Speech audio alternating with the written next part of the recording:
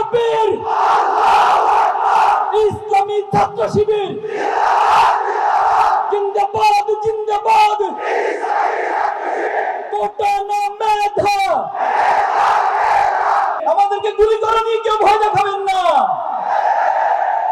আমরা পৃথিবীতে পাড়ি গেছি শাহাদাতের তামান্না নিয়ে। এই পৃথিবীতে ইনসাফ কায়েম হয়েছে শাহাদাতের উপর দিয়ে, রক্তের উপর দিয়ে। আগামী দিনে বাংলাদেশে শাহাদাতের উপর দিয়ে ইনসাফ কায়েম হবে। যারা আমাদের বিরোধিতা করেন, আমরা তাদের উদ্দেশ্যে বলবো, আমরা কখনো কাউকে শত্রু মনে করি না, বরং আমরা সকলের জন্য আমাদের হৃদয়ে ভালোবাসা অনুভব করি।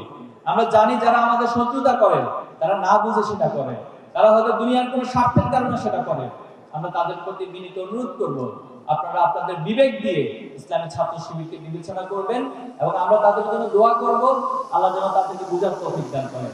আমি আমার সদস্য ভাইরা সহ সকল জনশক্তিদের উদ্দেশ্যে বলবো, কখনো কারোর প্রতি কেউ যদি আমাদের প্রতি বিদ্বেষ পোষণ করে, আমরা তাদের প্রতি বিদ্বেষ পোষণ করব না, বরং আমরা আমাদের উদার হৃদয় দিয়ে, আমাদের চারিত্রিক মাধুর্যতা দিয়ে আমরা তাদের হৃদয়গুলোকে জয় করে নেওয়ার যে মিশন, সেই মিশন আমরা অব্যাহত রাখবো ইনশাআল্লাহ। সম্মানিত ভাইয়েরা, আমরা সরকারের প্রতি উদাত্ত আহ্বান জানাবো যে জুলাই এবং আগস্টের বিপ্লবের মধ্য দিয়ে আপনাদেরকে সরকারে বসানো হয়েছে। আমরা এই কথাগুলো অনেকবার বলেছি। আপনারা স্বাভাবিক কোনো নির্বাচন, স্বাভাবিক কোনো প্রক্রিয়া ক্ষমতায় বসেন নাই।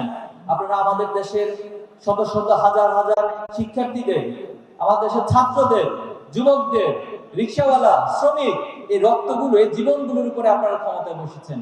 তাহলে আপনারা সেই ক্ষমতায় বসে যদি আবার সে ফ্যাসিবাদ কায়েমের চিন্তা করেন, অথবা ফ্যাসিবাদী কায়েমি স্বার্থকে যে এস্টাবলিশমেন্ট রয়েছে তাদেরকে যদি সুযোগ দেন, তাহলে এটা শহীদদের সাথে প্রতারণা ছাড়া আর কিছু নয়।